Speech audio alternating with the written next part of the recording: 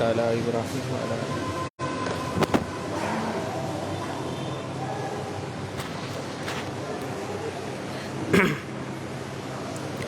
إن الحمد لله نحمده ونستعينه ونستغفره ونعوذ بالله من شرور أنفسنا ومن سيئات أعمالنا من يهده الله فلا مضل له ومن يضلل فلا هادي له وأشهد أن لا إله إلا الله وحده لا شريك له وأشهد أن محمدًا عبده ورسوله أما بعد فإن خير الحديث كتاب الله وخير الهدي هدي محمد صلى الله عليه وسلم وشر الأمور محدثاتها وكل محدثة بدعة وكل بدعة ضلالة وكل ضلالة في النار.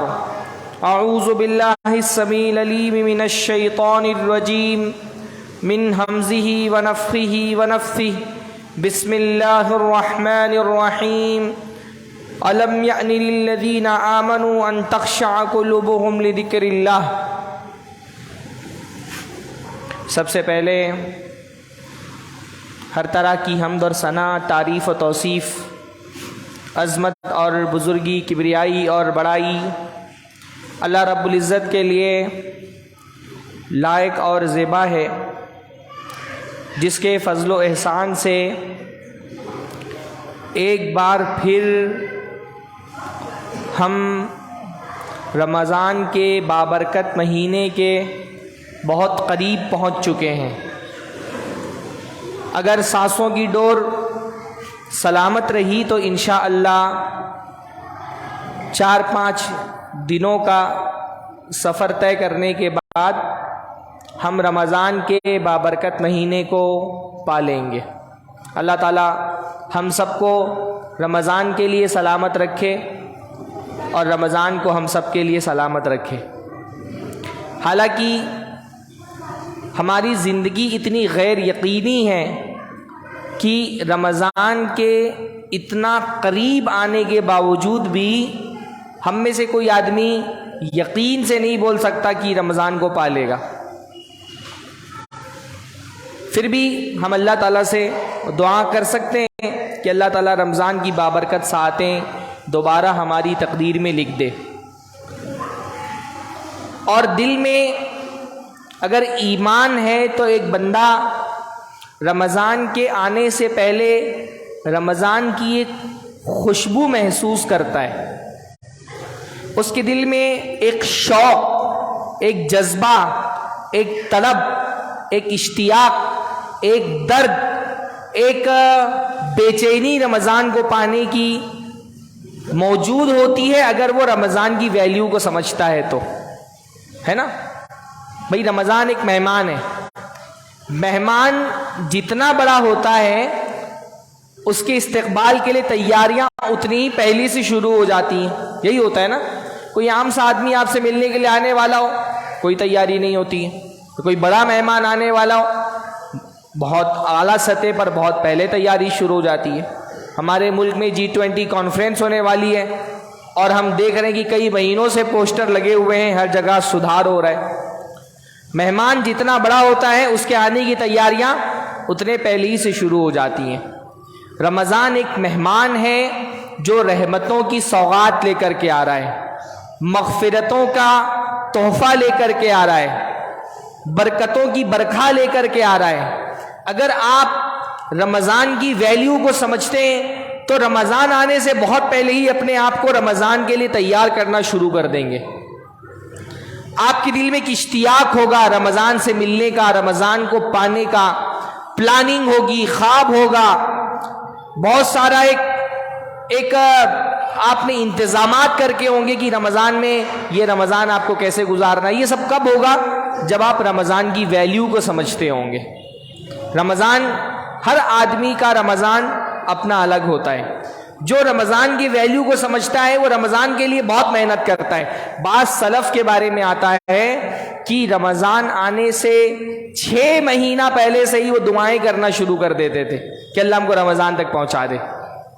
رمضان کی کیونکہ مقام کو سمجھتے تھے، 6 مہینہ پہلے ہی دعائیں کرنا شروع کر دیتے تھے اللہ رمضان تک پہنچا دے، اور رمضان ختم ہونے کے بعد 6 مہینہ دعائیں کرتے تھے کہ اللہ ہم نے رمضان میں جو بھی عبادتیں کی اس کو قبول فرما لے. یعنی پورا سال جو ہے نا ان کا رمضان کی برکتوں کے سائے میں گزرتا تھا. کیا ہم بھی وہ شوق، وہ جذبہ رمضان کو پانے کا اپنے دل میں محسوس کرتے کہ نہیں کرتے؟ اس وقت کریں گے جب ہم سمجھیں گے کہ یہ رمضان، ایک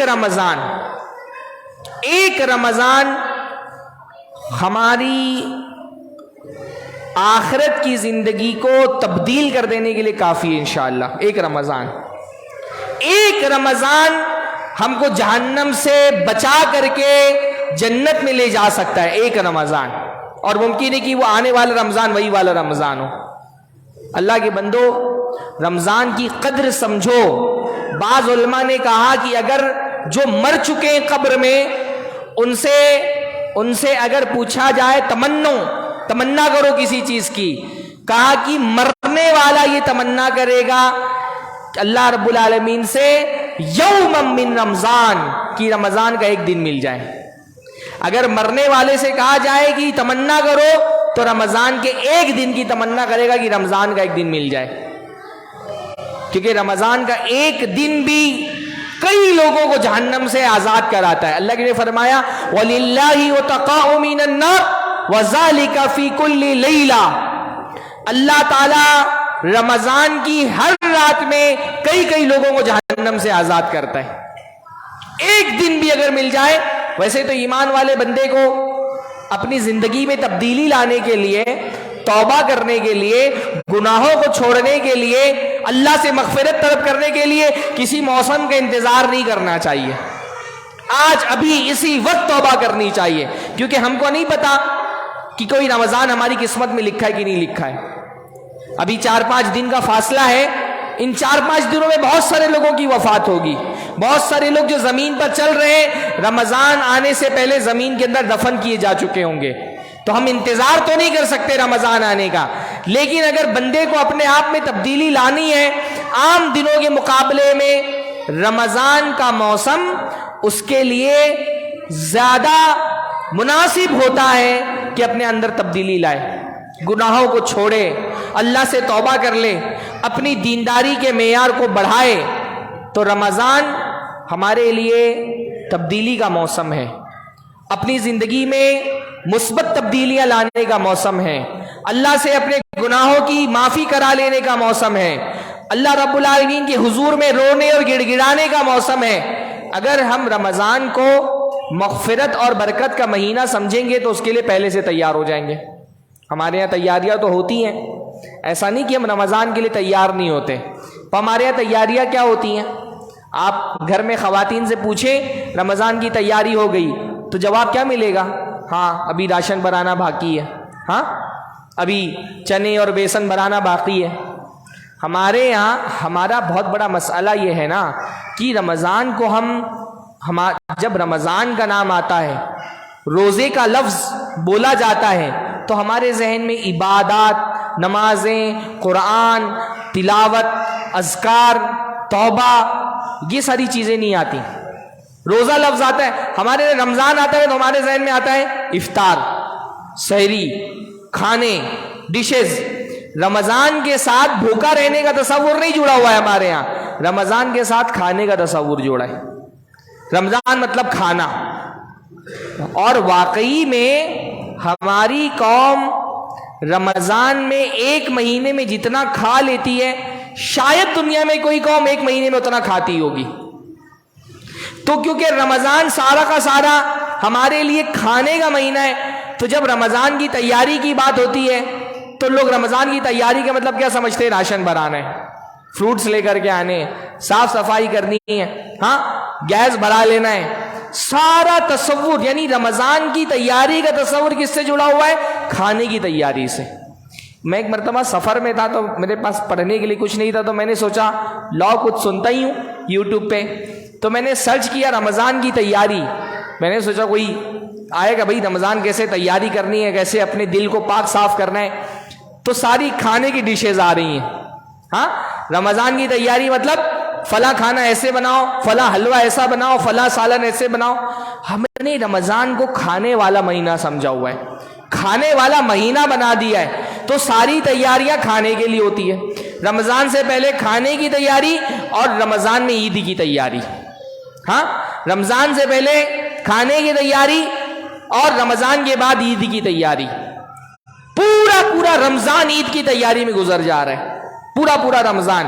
خاص طور پہ رمضان کا آخری عشرہ، خاص طور پہ آخری عشرے کی راتیں. آپ سوچئے ہماری کتنی بڑی بدقسمتی ہے. ہمارے رویے سے سمجھ میں آتا ہے نا ہم رمضان کو کیا سمجھتے ہیں. ہمارا رویہ دیکھ کر کے سمجھ میں آ جائے گا ہم رمضان کو کیا سمجھتے ہیں. واللہ یہ کتنی بڑی بدنصیبی ہے. سال کے سب سے افضل مہینہ، سال کا سب سے افضل مہینہ کون سا ہے؟ رمضان. رمضان کے عشروں میں سب سے افضل عشرہ کون سا ہے؟ آخری عشرہ. ہاں، اور آخری عشرے میں سب سے افضل وقت کون سا ہے؟ آخری عشرے کی راتیں، ہے نا. سب سے افضل مہینہ رمضان، رمضان کا آخری عشرہ سب سے افضل عشرہ، اور عشرے میں بھی سب سے افضل وقت کون سا ہے؟ آخری عشرے کی راتیں. سب سے افضل مہینے کے، سب سے افضل عشرے کے سب سے افضل راتیں دنیا کی بدترین جگہ پر صرف ہو رہی ہوتی ہے. کہاں پر؟ دنیا کی بدترین جگہ کون سی ہے؟ ہاں، خطیب سامعین سے سوال کر سکتا ہے، سامعین خطیب کو جواب دے سکتے ہیں. حدیث میں جو بات کرنا منع ہے وہ لوگ آپس میں بات نہیں کر سکتے. خطیب کچھ پوچھ بھی سکتا ہے، خطیب کو جواب دے بھی سکتے ہیں. دنیا میں بدترین جگہ اللہ کے نبی نے کون سی بتائی ہے؟ بازار. ہاں، سب سے افضل مہینے کے، سب سے افضل عشرے کی سب سے افضل راتیں آپ دیکھیے، بازار بھرے ہوئے، رات بھر شاپنگ ہو رہی ہے، رات بھر. لڑکیاں لڑکے 20 دن ان کے نا خالی کپڑے، جوتے، چپل، زیورات، انہی کے انتخابات اور خریداری میں 20 رمضان آخر کے گزر جاتے ہیں. 20 رمضان. واللہ رمضان اللہ تعالیٰ نے آخرت کی تیاری کرنے کے لیے دیا تھا. ہم نے رمضان کو عید کی تیاری کا مہینہ سمجھا ہوا ہے. رمضان آخرت کی تیاری کے لیے، رمضان عید کی تیاری کے لیے نہیں ہے. ہمارا آدھا رمضان کھانے میں اور آدھا رمضان عید کی تیاریوں میں گزر جاتا ہے. کاہے کی عید؟ ایسے شخص کو عید کے دن ماتم کرنا چاہیے جس کا پورا رمضان صرف خریداریوں میں گزرا ہو. اس کو رونا چاہیے عید کے دن، ضائع کر دیا اس نے. زندگی میں ایک رمضان اس کو جہنم سے آزاد کرا سکتا تھا. وہ سوتا رہا، وہ کھیلتا رہا. ہمارے نوجوان، ہمارے یہاں رمضان میں مشغولیات کیا ہوتی ہیں؟ سو، کھیلو، کھاؤ اور شاپنگ کرو.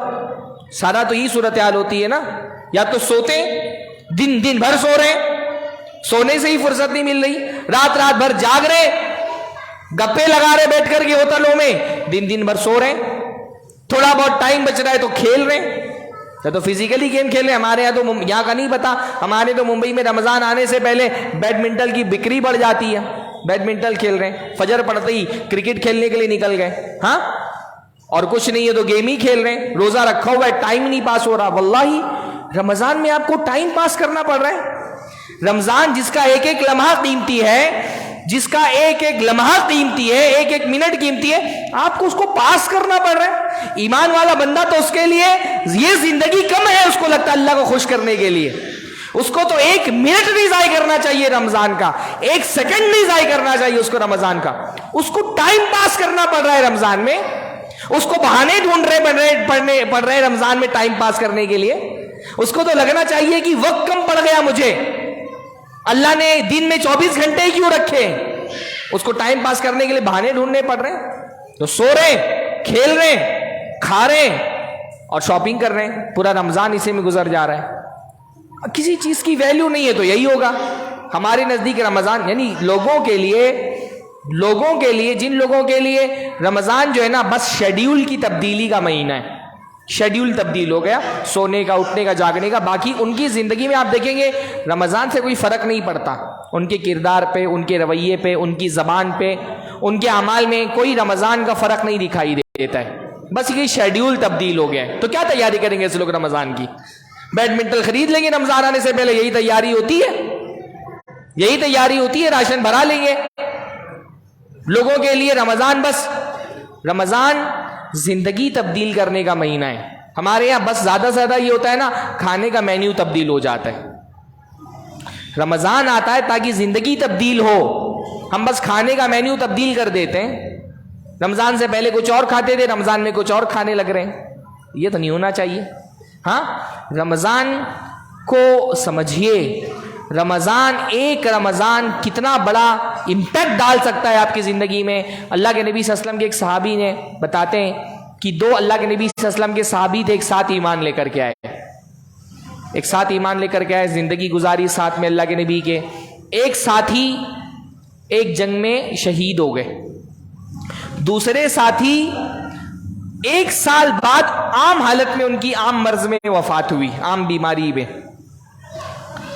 تیسرے اللہ کے نبی کے صحابی غالباً حضرت طلحہ، انہوں نے خواب دیکھا کہ جو شہید ہے وہ بعد میں جنت میں جا رہا ہے، اور جس بندے کا انتقال عام حالت میں ہوا تھا وہ پہلے جنت میں جا رہا ہے. تو ان کو بڑا تعجب ہوا، بھائی شہید کا مقام اتنا بلند ہے، وہ بعد میں جنت میں جا رہا ہے، عام آدمی پہلے جا رہا ہے. جا کے اللہ کے نبی سے ملے، دریافت کیا اللہ کے نبی یہ میں نے خواب دیکھا ہے، شہید کا مقام تو بہت بلند ہے، شہید بعد میں جا رہا ہے، عام آدمی پہلے جا رہا ہے. اللہ کے نبی نے پوچھا اس میں تعجب کی کیا بات ہے بھائی؟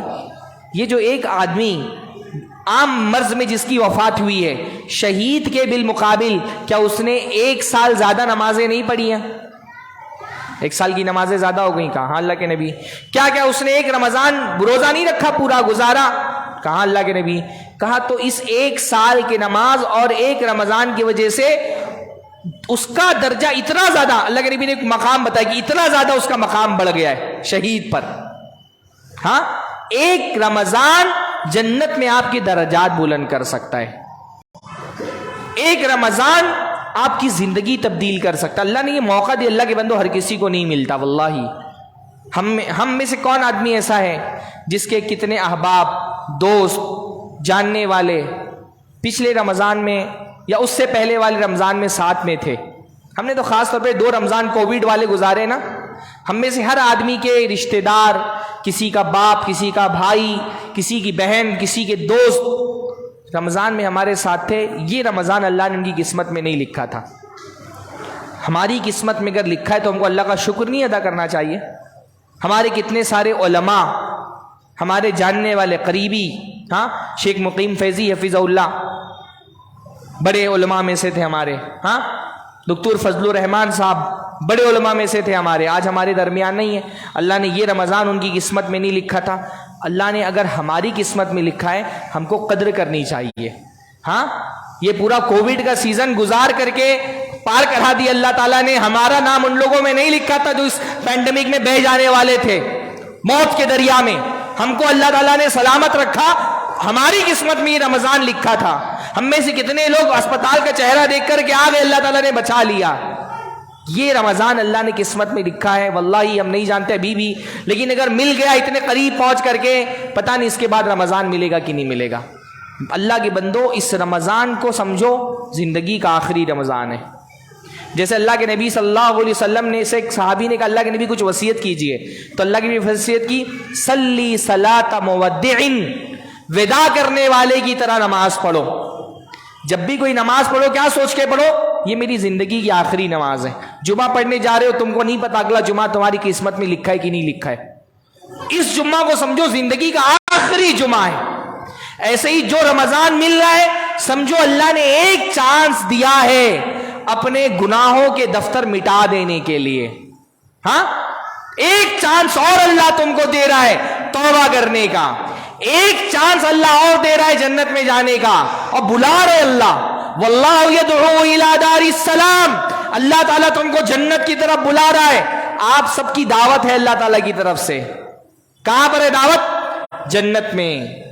اور جنت میں جس نے دعوت دی ہے رمضان میں تو وہ اتنا اہتمام کرتا ہے نا. کیا کرتا ہے اللہ تعالیٰ؟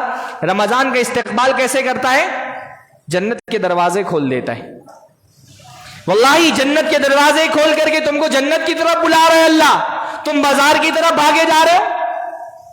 تم کو سونے سے فرصت نہیں، تم کو کھانے سے فرصت نہیں، تم کو کھیلنے سے فرصت نہیں. جنت بٹ رہی ہے، اللہ کی جنت. آفر لگا ہے جنت کا. جنت سستی نہیں ہے, جنت سستی نہیں ہے. اللہ نے فرمایا, اللہ کے نبی نے فرمایا, الا ان سلعۃ اللہ غالیہ, جان لو اللہ کا سامان بہت مہنگا ہے. اللہ کا سامان سستا نہیں ہے, جنت بہت قیمتی چیز ہے. مہنگی تو بہت دور کی بات ہے, جنت انمول ہے, بہت قیمتی چیز ہے. رمضان کے مہینے میں اللہ آفر لگا دیتا ہے جنت پر. اتنی قیمتی چیز ایک مہینے کی محنت پر آپ کو مل جائے گی انشاءاللہ. آفر ہے آپ کی طرف سے, ایک نہیں کئی آفرز. اللہ نے فرمایا من صام رمضان ایمانا واحتسابا غفر له ما تقدم من ذنبی, جو رمضان کے روزے رکھ لے ایمان کے ساتھ, اللہ سے اجر کی امید رکھتے ہوئے, اللہ نے اس کو آفر دیا ہے سارے گناہ تمہارے بخش دیے جائیں گے. بھئی ہم غریبوں کے لیے کتنا بڑا آفر ہے یہ, ہاں ہے کہ نہیں؟ کلین سلیٹ بالکل. ایک آفر امیروں کے لیے بھی ہے نا, پیسے والوں کے لیے. ہاں حج کرنے جاؤ, اللہ کے لیے حج کرو, مقبول حج کر کے لوٹو گے تو تمہاری حالت کیسی ہوتی ہے؟ کیوم ولدتہ امہ, ایسے ہی ہوتی ہے جیسے جس دن اس کے ماں نے اس کو پیدا کیا تھا. ہم تو غریب لوگ ہیں نا, ہم کو پتہ نہیں حج نصیب ہو کہ نہیں نصیب ہو. جن کو اللہ نے نصیب کیا ان کے قسمتیں تھی, پر حج کا موقع تو ہر کسی کو نہیں ملتا. یہ رمضان تو ہر کسی کو ملا ہوا ہے نا. ہاں یہ آفر اللہ تعالیٰ نے ہم میں سے ہر کسی کے لیے رکھا ہے. روزے ایمان کے ساتھ رکھو, اللہ کے لیے رکھو, روزے تمہارے گناہوں کو ختم کر دیں گے. بھئی مسئلہ یہ ہے نا, بھئی جب بھی ہم رمضان پہ بات کرتے ہیں لوگوں کے ذہن میں یہ آتا ہے یہ ساری حدیثیں سنی ہوئی ہیں. ہاں یہ تو حدیث سنی آپ ہر سال. بھئی میں کوئی وہ مفتی صاحب کی طرح نہیں ہوں نا. ہمارے یہاں ایک مفتی ہیں, ہاں ہر موضوع پہ نئی نئی حدیثیں لے کر کے آتے ہیں جو کسی نے نہیں سنی ہوتی ہے, کیونکہ حدیثیں گڑی ہوئی ہوتی ہیں ان کی. ہاں اب نئی حدیثیں تو میں نہیں لا سکتا, دین 1400 سال پرانا ہے تو حدیثیں بھی 1400 سال پرانی رہیں گی. پر وعدہ اللہ تعالیٰ کا ہمیشہ کے لیے. ہاں وعدہ اللہ کا ہمیشہ کے لیے, اس رمضان کے لیے بھی ہے, ایمان کے ساتھ, یعنی تصدیقاً بوعدہ, اللہ تعالیٰ کے وعدے کی تصدیق کرتے ہوئے. اللہ کا وعدہ سچا ہے. ایک رمضان میں روزے اگر اللہ کے لیے رکھے تو انشاءاللہ تعالیٰ سارے گناہ معاف. بہت بڑا مسئلہ یہ ہے بھائی کہ ایک تو پہلی بات ہمارے یہاں ایک بڑا طبقہ ہے جو روزے ہی نہیں رکھتا, خاص طور پہ تھوڑی بہت مشقت کرنے والا مزدوروں کا طبقہ روزے ہی نہیں رکھ رہا. روزے رکھو اللہ کے بندو. امام جو کبائر ہے امام ذہبی کی, انہوں نے لکھا ہے امت کے سارے علماء کے یہاں یہ بات متفق علیہ ہے, مقرر ہے کہ روزہ چھوڑنے والا اللہ کے نزدیک زانی اور شرابی سے بڑا گنہگار ہے. کوئی اختلاف نہیں اس پہ. روزہ چھوڑنے والا اللہ کے نزدیک زانی اور شرابی سے بڑا گنہگار ہے. اس پر اتفاق ہے علماء کا. ہمارے یہاں روزہ چھوڑنے کو لوگ گناہ نہیں سمجھتے, اچھے خاصے لوگ روزہ نہیں رکھ رہے. ہاں اللہ کے نبی صلی اللہ علیہ وسلم نے فرمایا مجھے جب معراج کرائی گئی ایک بڑے پہاڑ پہ چڑھایا گیا, میں چڑھ نہیں پا رہا تھا, مجھ سے کہا گیا چڑھو تمہاری مدد ہوگی. میں چڑھا, میں نے دیکھا کچھ لوگوں کو الٹا لٹکایا ہوا ہے. بکرے لٹکے دیکھیں کبھی ذبح ہونے کے بعد الٹا لٹکایا گیا ہے اور ان کے جبڑے چیر دیے گئے ہیں, چیرے جا رہے ہیں, جبڑے چیرے جا رہے ہیں اور اس سے خون بہ رہا ہے. میں نے پوچھا یہ کون لوگ ہیں جن کو جانوروں کی طرح الٹا لٹکا کے ان کے جبڑے چیرے جا رہے ہیں؟ مجھ سے بتایا گیا یہ وہ لوگ ہیں جو افطار کا وقت ہونے سے پہلے افطار کر لیتے تھے. یہ نہیں کہا کہ روزے نہیں رکھتے تھے, کہا افطار ہونے سے پہلے وقت نہیں ہوا افطار کر لیتے تھے. اس کی سزا کیا دی جا رہی ہے؟ جہنم میں الٹا لٹکا کر کے جبڑے چیرے جا رہے. واللہ ان لوگوں کی کیا حالت ہوگی جو روزہ ہی نہیں رکھتے, کیا ہوگا سلوک ان لوگوں کے ساتھ. روزہ رکھیے. میں ایک زمانے تک نا میں اس پر رمضان میں تاکید نہیں کرتا کہ روزہ رکھو, کیونکہ میرا حسن ظن تھا بھائی مسلمان کیسا بھی ہو روزہ تو رکھتا ہی ہوگا. بعد میں پتہ چلا اچھی خاصی تعداد میں لوگ روزہ ہی نہیں رکھتے, بہانے بنا کر کے میں تو بیمار ہوں, میں تو کاروبار کرتا ہوں, میرا تو فلاں طرح کا جاب ہے. روزہ رکھیے, ایمان کے ساتھ روزہ رکھیے, اخلاص کے ساتھ روزہ رکھیے, ابھی سے اس کے لیے تیاریاں کیجئے. کسان جو ہوتا ہے نا بارش ہونے سے پہلے اپنا کھیت جوت کر کے رکھتا ہے, سارے جو گھاس پھوس ہوتی ہے نکال لیتا ہے, کیوں کہ بارش ہو تو فوراً اس کے کھیت پر اثر ہو اس کا. ایسے ایمان والا بندہ نا اپنے دل کی کھیتی تیار کر کے رکھتا ہے رمضان کے لیے. برکتوں کی بارش ہونے والی ہے, اپنے دل کی کھیتی تیار کر کے رکھو. اللہ تعالیٰ کی رحمتوں کی بارش ہونے والی ہے.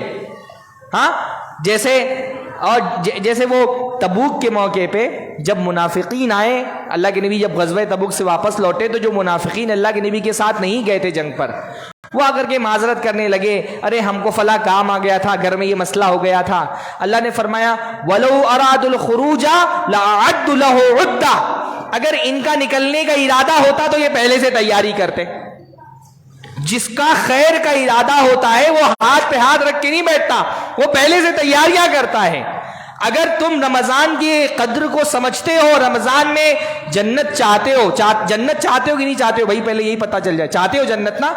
اگر رمضان میں جنت چاہیے ابھی سے اس کے لیے تیاریاں کرو, ابھی سے تیار ہو جاؤ, اپنے دل کے کھیت تیار کرو. ہاں نیتوں کی اصلاح کرو. سب سے بڑا مسئلہ سارے اعمال کا دار و مدار نیت پر ہے. سب سے پہلے نیت کو درست کرو. روزے رکھنا ہے اور کس کے لیے رکھنا ہے؟ اللہ کے لیے رکھنا ہے, سوسائٹی کے لیے نہیں رکھنا. اس لیے نہیں رکھنا کہ لوگ کہیں گے کہ روزہ خور ہے.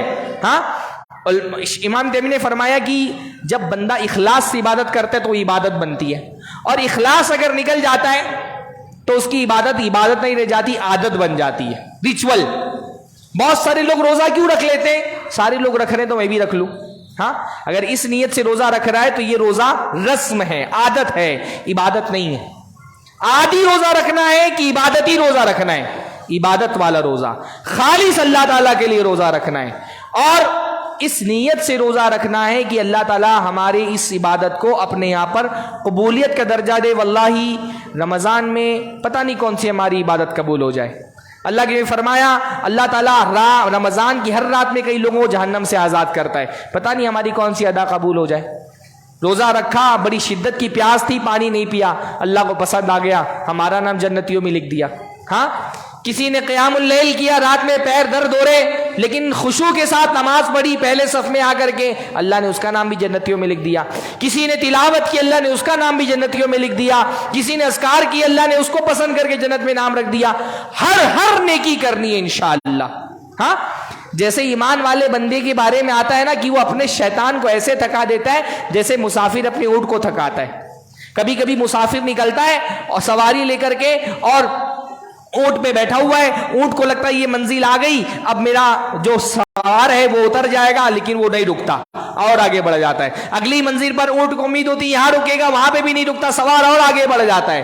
ایسے شیطان امید لگا کے رکھتا ہے کہ یہ بندہ نماز پڑھنے کے لیے آئے, اس کو میں نماز پہ روک دوں گا, نماز کے بعد بولوں گا چلو کرکٹ کھیل لیں, پر نماز پڑھ کے تلاوت کرنے لگ گیا. شیطان سوچتا ہے تلاوت سے فارغ ہوگا, اس کو میں روک دوں گا, سونے پر لگا دوں گا, پر یہ تو تلاوت سے فارغ ہوا, اذکار کرنے لگا.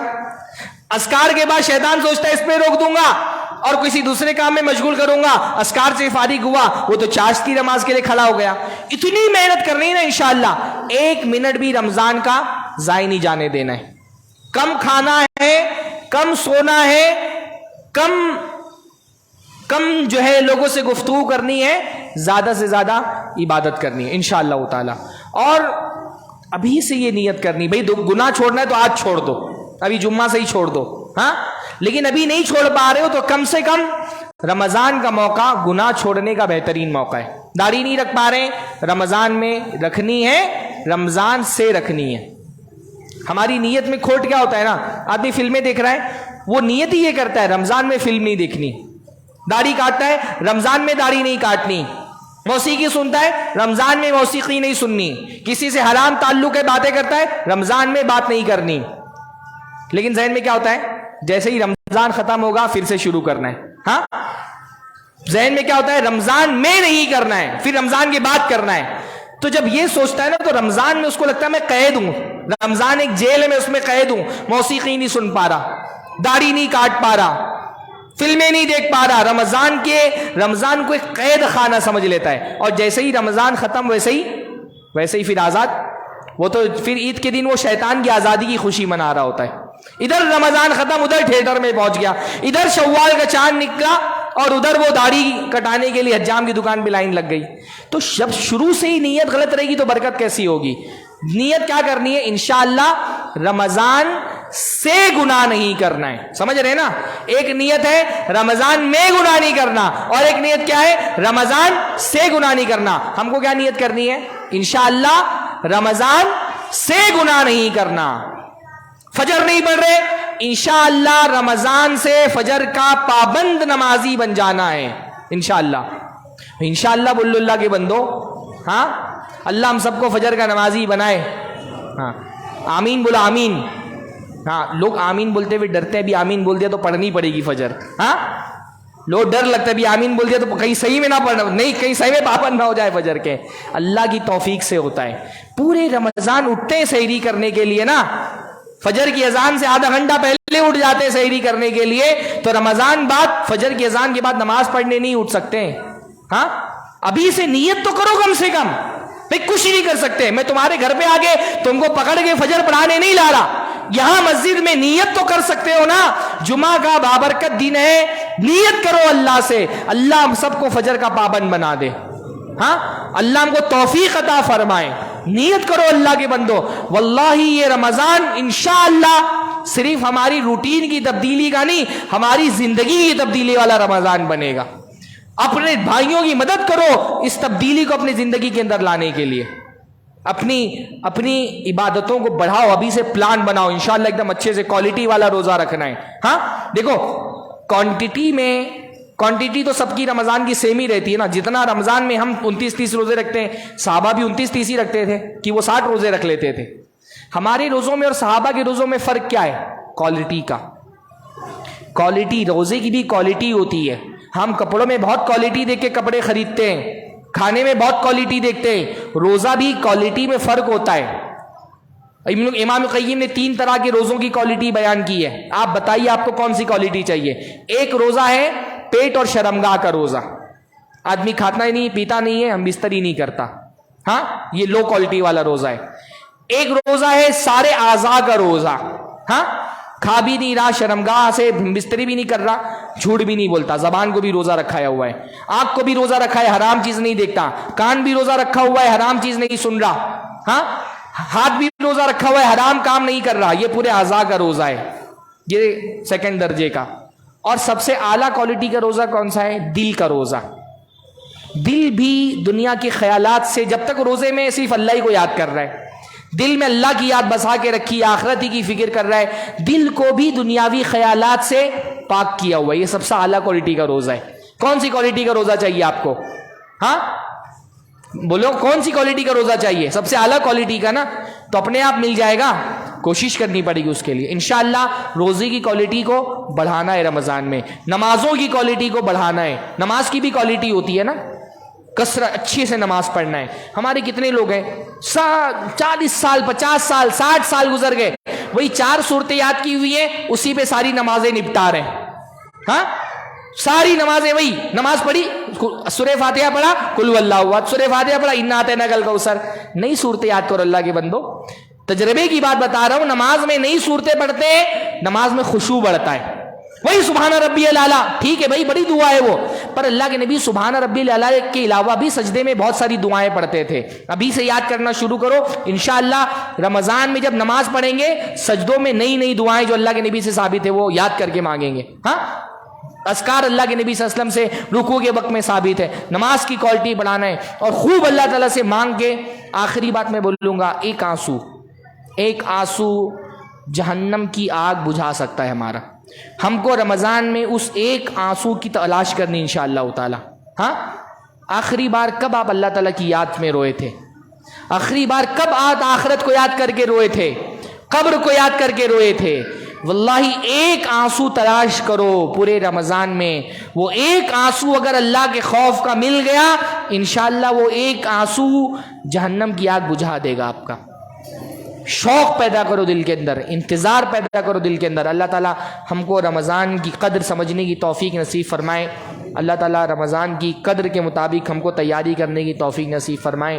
اقول قولی ھذا واستغفر اللہ لی ولکم ولسائر المسلمین واستغفروہ انہ الغفور الرحیم وآخر دعوانا الحمد للہ رب العالمین۔